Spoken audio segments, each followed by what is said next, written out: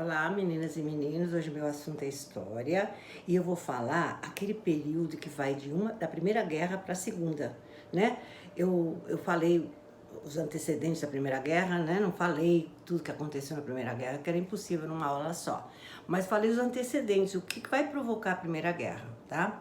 Agora eu vou falar o período entre as duas guerras, porque depois vai começar em 39 a Segunda, né? Bom, então eu vou falar o que é que aconteceu depois da Primeira Guerra. Vocês sabem que em 1918 começou a gripe espanhola, que foi uma grande pandemia. Se a gente juntar as pessoas, as milhares de pessoas que morreram com a pandemia, com a gripe espanhola e com a guerra, dizem os historiadores que o número aumenta, é maior do que os mortos na Segunda Guerra. E a Segunda Guerra, vocês viram, foi a calamidade, né, que mais matou na humanidade, foi a Segunda Guerra, né? Bom, agora, então eu vou falar o que aconteceu nesse intervalo que vai ocorrer os chamados anos loucos, principalmente na década de 20. Eu tinha um professor na faculdade que dizia: eu amo a década de 20. Acabou a década de 20, já não gosto mais. Mas a década de 20 foi onde aconteceram os chamados anos loucos, que são esses anos loucos que ocorreram na década de 20. Eu vou explicar. Olha só. E além também de falar dos anos loucos, eu vou falar do final da década de 20, a crise de 29, que também vai mudar todo o rumo da história. Bom, e que foram os anos loucos? Significaram, sabe o quê? Uma reação, quase uma libertação das tristezas da guerra, de tantas restrições causadas pela gripe espanhola. As pessoas estavam saturadas, primeiro pelas mortes, pela guerra, pelas notícias, depois a gripe espanhola, tanta restrição, não podia sair de casa, tinha que usar máscara. Então, e mortes, vendo parentes morrerem. Então, quando acabou isso, essas duas calamidades, as pessoas se soltaram, se libertaram. Então, passaram a fazer coisas que antes não faziam. Então, foi essa libertação, olha só, começaram a consumir mais álcool, tiveram mais liberdade sexual, começaram a usar mais drogas, tá? As mulheres passaram a participar mais da sociedade. Enfim, todos queriam aproveitar a vida, principalmente a juventude, que queria viver, tá? Porém, estavam meio perdidos, porque eles queriam viver, queriam aproveitar tudo que eles não podiam fazer antes, eles queriam fazer, mas não tinham planos nem propostas, tá? Eu falei que a grande potência após a guerra foi os Estados Unidos, não falei? Que eles não tiveram guerra no seu território, não precisaram reconstruir. Além do mais, os Estados Unidos foram os financiadores de todos os países que estavam derrotados na Europa, precisando, né, reconstruir todas as suas cidades. Então ele virou uma potência, derrubando a Grã-Bretanha. Já falei sobre isso. Bom, então, o que é que vai surgir nos Estados Unidos? A chamada sociedade de consumo, tá? Que começa nos anos 20 e é difundida e incentivada pelos próprios industriais, pelos próprios donos dos negócios, porque eles querem acelerar o consumo, aumentando a sua produção e aumentar o lucro dos industriais. Então foi uma sociedade de consumo, gastos sem medida. Nessa década dos anos 20, nos Estados Unidos, surgiram muitas coisas novas também, nesses tais anos loucos. Vocês já ouviram em algum vídeo Charleston? Aquela dança, né? Que é uma dança vibrante, com movimentos rápidos das pernas e dos braços. Também surgiu, sabe o quê? Os casais homoafetivos, lógico que sempre existiram na vida, né? Mas eles ficavam sempre reclusos, escondidos. E agora perderam a vergonha.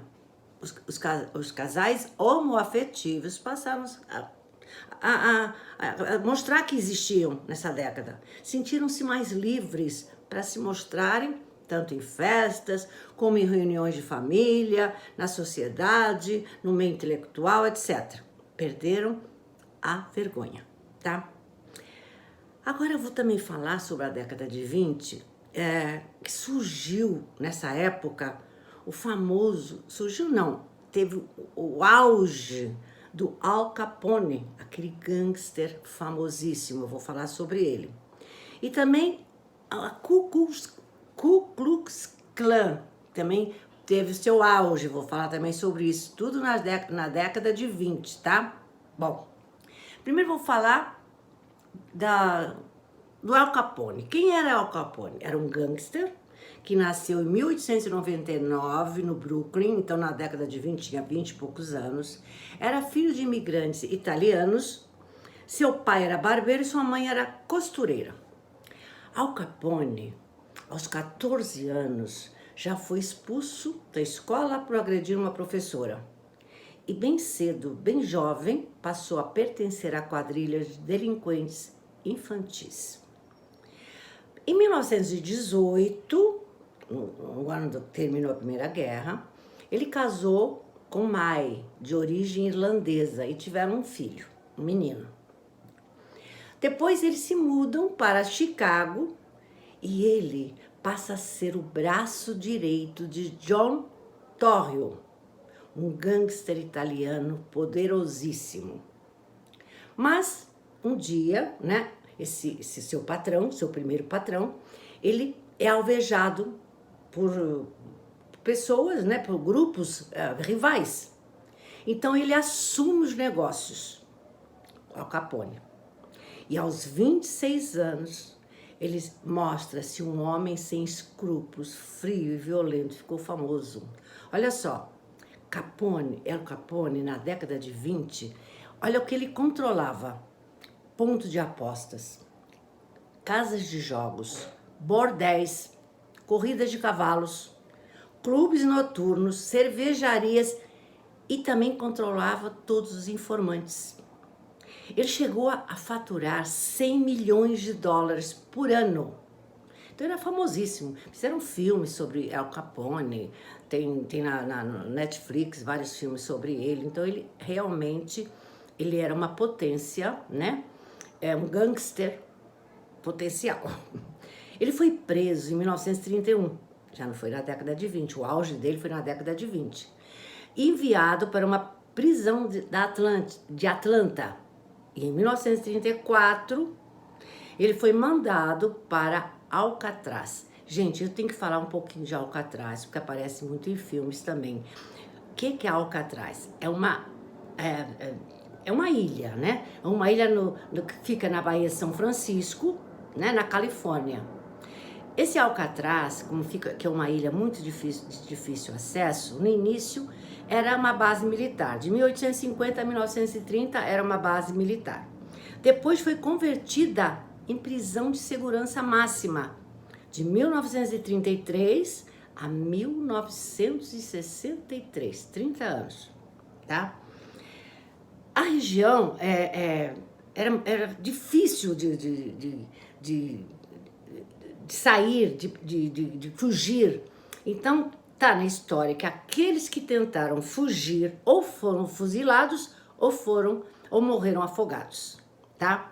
Bom, em 1963 eu falei que acabou essa prisão de segurança máxima em Alcatraz, porque eles alegaram que era muito alto custo para mantê-la. Bom, foi só uma parte.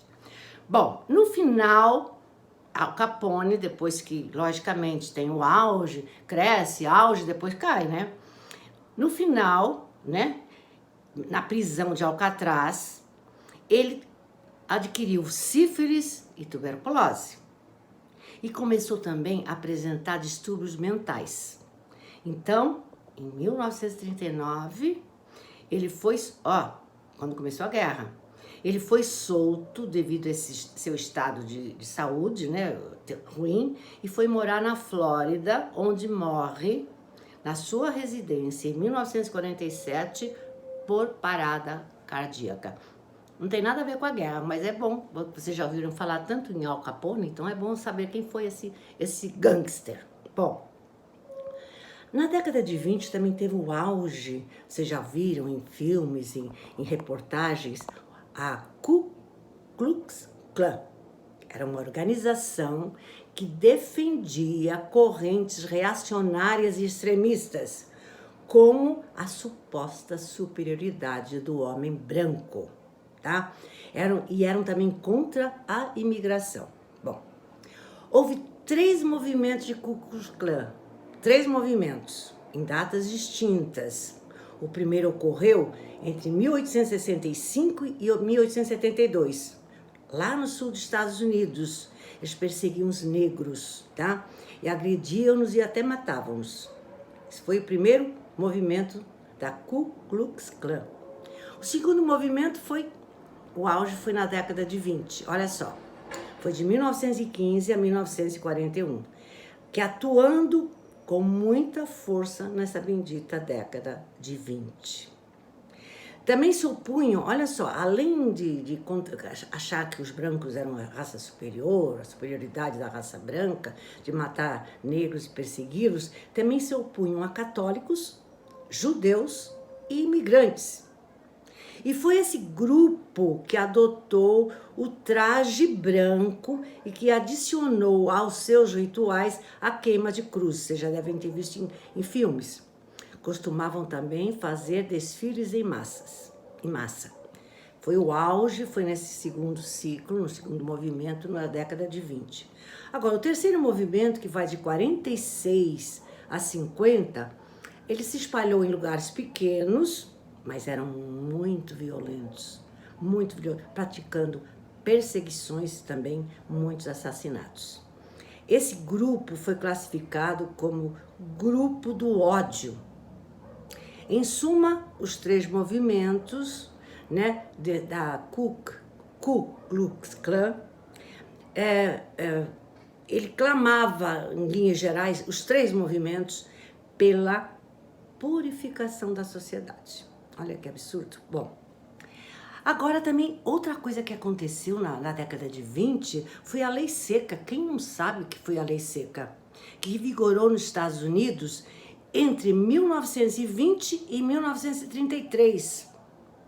O que era a Lei Seca? Olha só, era uma lei que proibia a produção, transporte, venda, importação, exportação de bebidas alcoólicas.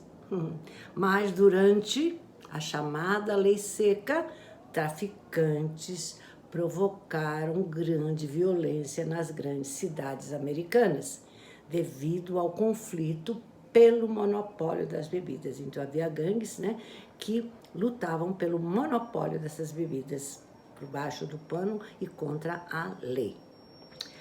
Outra coisa que acontece na década de 20, no pós-guerra, vocês viram, no início, todo mundo queria ser feliz, queria esquecer a guerra, queria esquecer a gripe espanhola, queria ser feliz, principalmente os jovens. Mas, nessa época, também vai surgir muita coisa que vai provocar a Segunda Guerra Mundial. A primeira é o revanchismo alemão. Lembram? A Alemanha foi a única responsabilizada no Tratado de Versalhes, a única responsabilizada pela Primeira Guerra. Teve que pagar multas, teve um monte de restrições. Isso, né, revoltou os alemães. Isso também foi um modo, uma ajuda para o Hitler, né? Alimentar esse revanchismo alemão contra o Tratado de Versalhes, que apenas culpou a Alemanha pela Primeira Guerra Mundial. Então surgiu um revanchismo alemão. Surgiu a crise de 1929, porque houve tanto consumo, tanta loucura de consumir, vender, que vai haver uma crise. Vocês vão ver.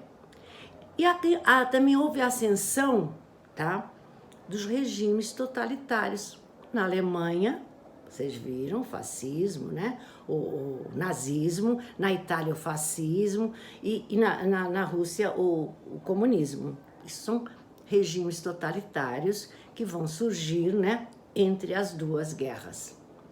Em 1929, vou falar agora sobre a crise econômica, final da década de 20, aquela euforia, Em 1929 surge a famosa crise econômica nos Estados Unidos, causada pela superprodução, falta de regulação da economia, excesso de créditos, etc, etc. Isso tudo vai desencadear na chamada quebra da Bolsa de Valores de 1929 em Nova York.